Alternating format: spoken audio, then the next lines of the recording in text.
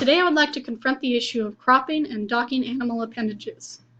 Now for those who aren't familiar with these terms, cropping is when owners elect to cut and then cast their dog's ears in an upright position. You probably relate pit bulls with this signature look.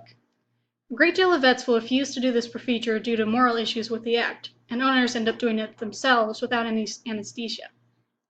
Docking, however, is when dogs' tails are cut to make it look shorter. You'd recognize this on Doberman and Schnauzers. Now sitting next to me here is Gypsy, my pit bull. As you can see, her ears are not cropped. If her ears were cropped, it would look something like this. Now, instead of just being folded like I'm doing right now, they would actually be cut off and removed from the dog. If you saw her other end, you would see her tail is intact as well.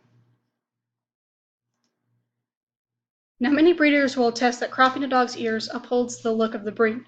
However, this is completely wrong.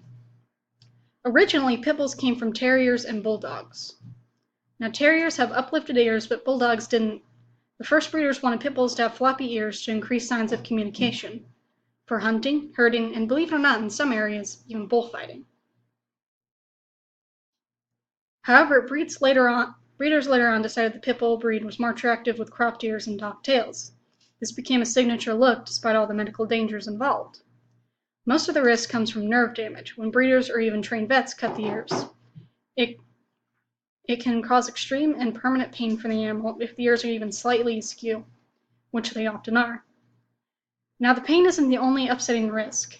Tumors can even grow where the damaged nerves are, at the ends of the cut ears. These tumors are usually cancerous and then become soon deadly. This can also happen to the tails when they are docked, even though they're done young and when the tails are supposed to be soft and not as responsive. The nerves are still sending signals and causing pain. Aside from the medical harm done to the animals, dogs often suffer psychological pain and trauma.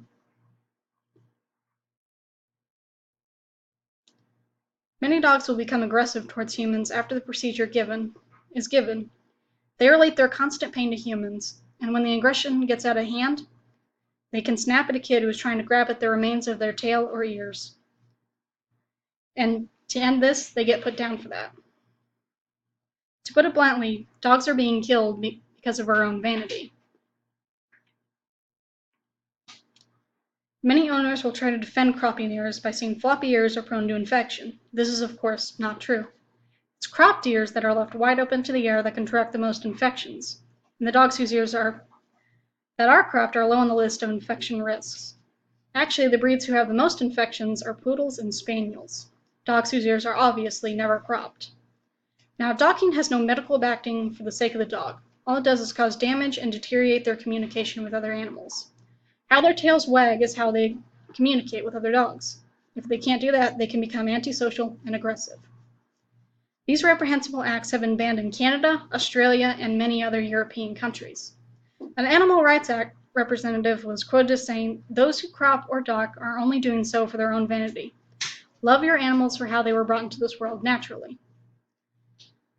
I have to agree, nobody with any semblance of sympathy would even think about cutting off any part of their dog for the simple want of having a breed-appealing animal.